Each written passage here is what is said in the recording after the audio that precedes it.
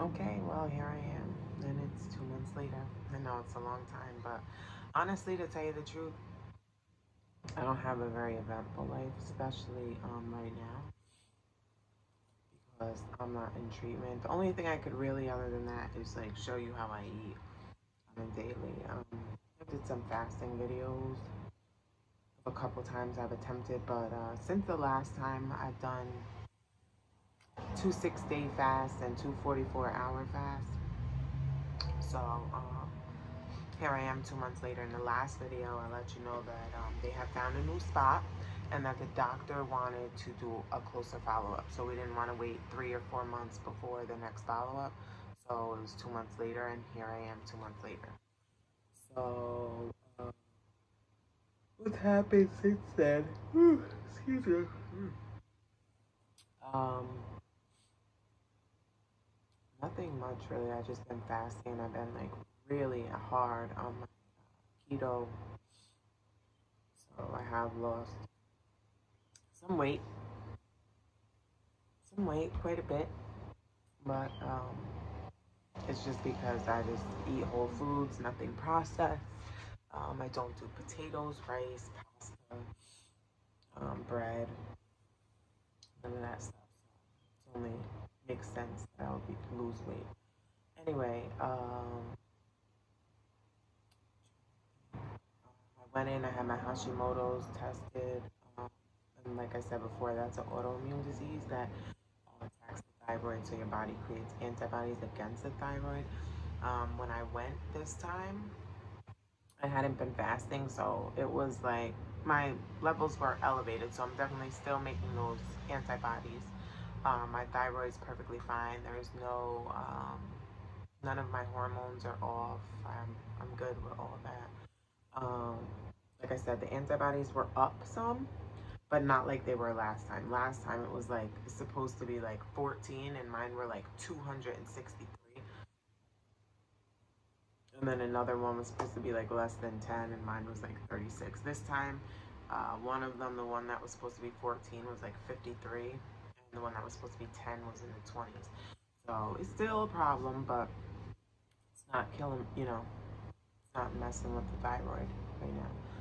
So, anywho, today is September 11th, and this is the 2 month CAT scan. And over the weekend, I had to go and pick up contrast. Yeah. They have like 3 different flavors. I think it was like orange, berry, and something else. Maybe just like a plain or something. But I had this last time, and it's not that bad. It's not as bad as contrast used to be back in the day. Contrast used to be disgusting. This doesn't taste good either, and I actually have to drink 2 of them. They gave me a schedule, so it's one at 10:30, and then another one I have to drink an hour before I get there. Plus, they give me the IV contrast, the stuff that makes you warm and flush. I would say the whole scanxiety thing, but I feel like it's just cliche at this point, but it is a real thing. Usually, I have this weird thing where it's easy for me to disassociate from what's going on. So I really don't, I mean, I get a little anxiety, but nothing crazy. But this time I just feel like this is going to be pivotal. I mean, she told me that if things have grown or went in another direction, that it would be time for me to start treatment. And so this is going to like could possibly be a pivotal moment. So here goes nothing. I'm gonna drink this. So yeah, and this little peel thing on top.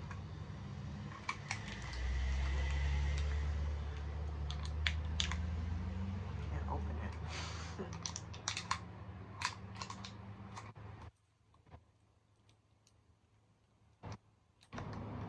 I can't open it. Okay. So they should really make that easier, especially because some people may be older people or somebody who's sick who just doesn't have the strength. But yeah.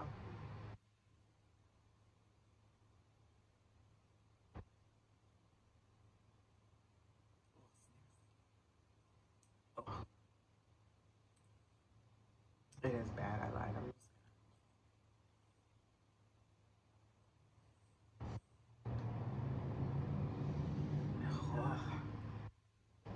It's a horrible.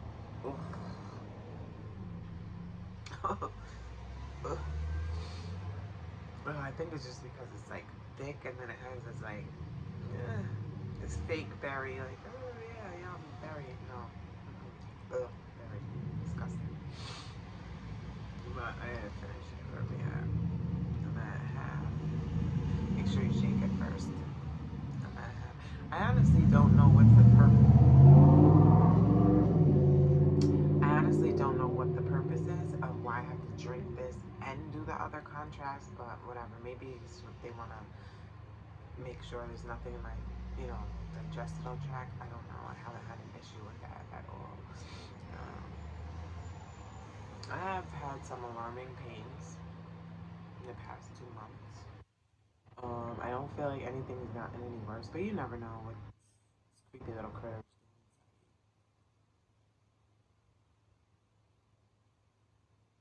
Ugh.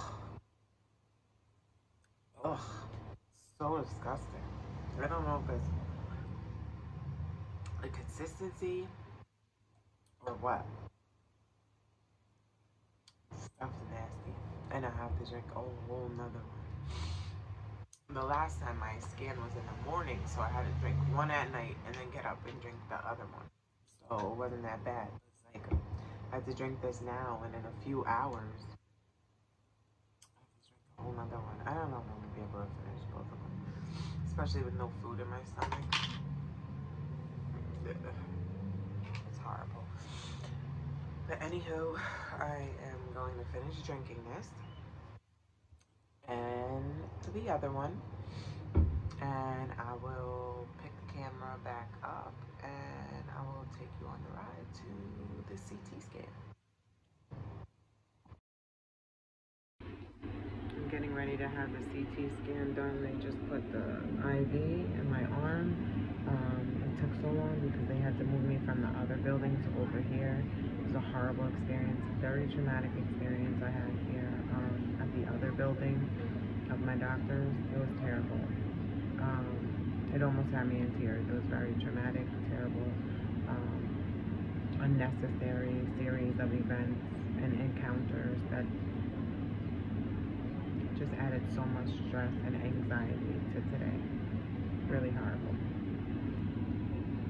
I had blood work already, and then again, that's the IV for the IV contrast, and then here goes nothing. Well, CT's all done.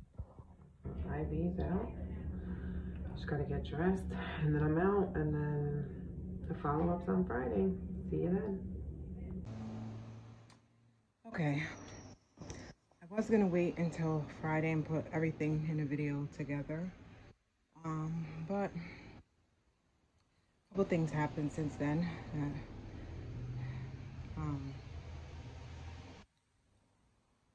I'm gonna talk about. So, yesterday, or sorry, it was 2 days ago because now it's Wednesday.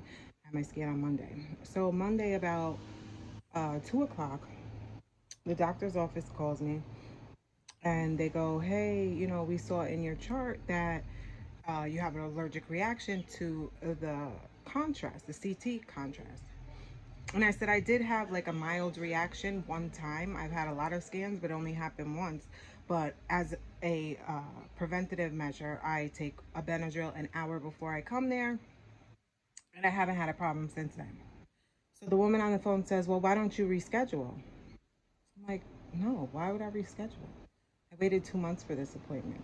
And there's another hospital next to my doctor's office that closed their oncology department. So it's like flooded over there. And it's hard. You have to wait for appointments. You have to wait for follow-ups. I was lucky enough to get a follow-up in 4 days from my scan. So I was like, no, I'm not going to do that. I'll take the Benadryl at 2:30 and I will be there at 3:30 to get my scan. So she's like, but we don't have that medication here. I said, it's Benadryl. You know, I have Benadryl home. I'll take a home Benadryl. Well, you know, you should just reschedule because nobody's here after 4 o'clock. My appointment's at 3:30. It literally takes about 15 minutes to do a CT scan. I don't know why this woman was insisting that I change my appointment, which I wasn't going to do anyway. So, make a long story short, I told her no. I'm going to take my Benadryl at 2:30. Oh, wait. She asked me, "Oh, so you were pre-medicated and then you had a reaction?" And I said, "No. I've never had to take medication. I went to the emergency room for something and I had a reaction from the CT. So going forward, I have to take a Benadryl now as a preventative measure." Clearly, I stated that.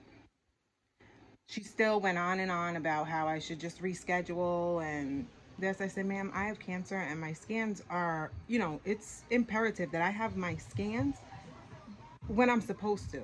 Like, I can't wait another 2 weeks. I need to have my scan in 2 months, like I was told, not 3 months, not 4 months, 2 months. And I will be there. I'll take my pill at 2:30 and I'll be there. So she was real nasty anyway. So I said, let me do this. I'll go to the doctor's office at 2:30. Make sure that I take the Benadryl in front of her because I don't want her to try to say, well, we don't know if you took it or not because you took it at home. I go there. They have me waiting. So I take it in front of the receptionist. She finally comes back, gets me. She says, well, you know, you hung up the phone before I could tell you that we're not going to be able to scan you here. I talked to the doctor and we're refusing you to scan you here. I said, what? Why? And I said, what doctor did you talk to? So she goes, the radiologist. Well, technically, that's not a doctor. I'm thinking she spoke to my doctor. I said, well, can you get the radiologist? Because I want to know why. So she goes back in the room and she's talking. I could hear her talking and I could hear another woman speaking, like, why? I just heard her saying, why is this even? So whatever. It's taken forever. I go, I knock on the door because now the time's ticking. You're telling me everybody leaves at 4 o'clock. Well, come on. So, you know, make a long story short, she goes, well, here in your chart says you have breakthrough reactions. I said, what is a breakthrough reaction? She said, a breakthrough reaction is when you're already medicated. I said, hold on a second. I told you specifically that that was not the case. And she goes, well, I wrote it here. It says it in your chart. I said, it says it in my chart. Can you show me where does it say I have breakthrough reactions in my chart? Because that's not true. That's not true. You asked me that and I specifically told you no. So it was a whole thing. It stressed me out. You know, anybody who has cancer, you know that like days before you have your scan, you have anxiety, you're terrified, you know, the last thing you need is this type of drama. The way she talked to me, you know, it was just all just for nothing. And it was all out of line. Like, it never had to happen like that. Anywho, they said they didn't have the proper medicine just in case I was to have a reaction, so I had to switch to the other building. Make a long story short, I went there. You'll see footage of when I went there. Had the CT. Um, what I wanted to talk about was just I'm terrified. Like, my appointment is on Friday, and I am terrified. And the fact that I may not see the CT scan before I get there has me even more uh, terrified. Because usually I'll look at it before so I know what I'm walking into. But if I don't see it before, I don't know what I'm walking into. And I just feel like I will be a nervous wreck if I have to wait for her to tell me without seeing it. I mean, even when I open up the results on my chart, my heart is beating, pounding out my chest. It's a really hard thing to deal with because you don't know. You don't know what this cancer is doing inside of you. You don't know if it's spread. You don't know if it's gone. You don't know because you don't necessarily feel cancer. You necessarily don't feel it spread. Um,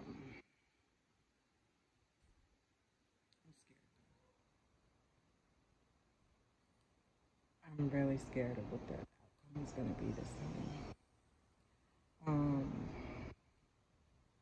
But there's really nothing I can do until Friday, but I keep checking that my chart to see if it's there. Because, like I said, I'd rather know before I go into there. Either one, my appointment is at 5:30 in the afternoon, so all day I'm gonna be stressed, and then just sitting in the waiting room waiting, and I don't know, and then her knocking on the door, like, oh, that makes my heart palpitate. Just the thought of waiting. Um, Another thing that I noticed was about a year before I was diagnosed, I was having a lot of unknown symptoms. Like I had a whole full workup. Nobody could find anything. They kept telling me there's nothing wrong. They even questioned my sanity because they didn't find anything. But one thing that I did stick out was that my B12 was abnormally high, like in the 1400s. And it has been consistently like that since then. Uh, Doing research, I do a lot of research, and I have come across some literature and some science that says that B12 is close to being almost a tumor marker. Like an elevated B12 can definitely be indicative of solid tumors. So I'm assuming because I wasn't ever on any supplements and nobody could tell me why my B12 was so high, and it's been consistently like that.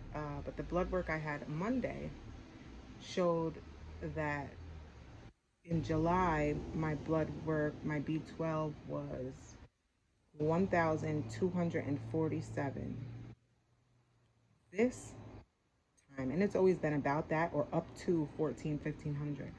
Um, the blood work that I had Monday before my scan, my B12 was only 547, um, which has to indicate a change.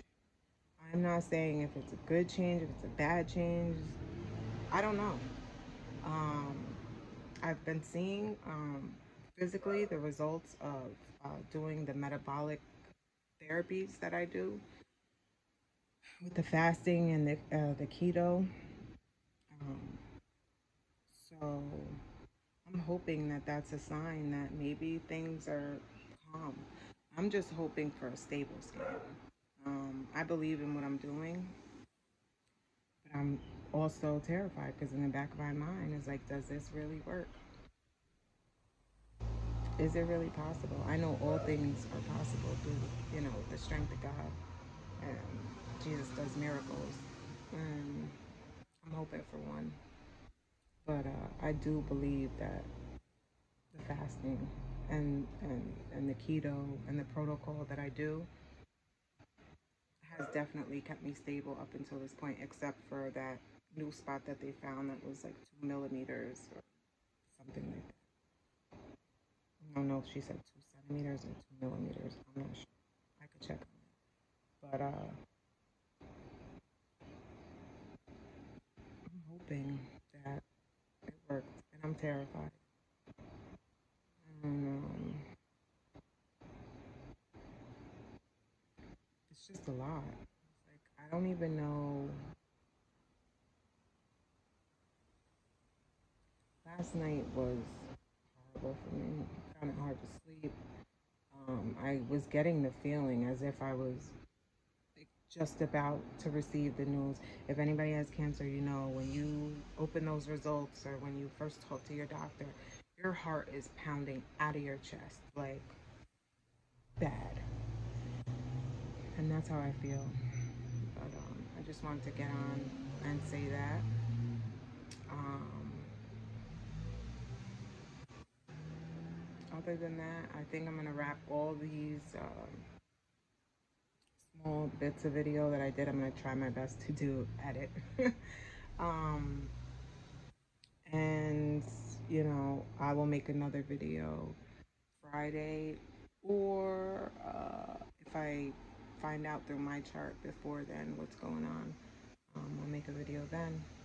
Thanks for watching. Like, subscribe. Remember, God is good all the time. You've been in your darkest days. God is good, and that's who's holding me up now.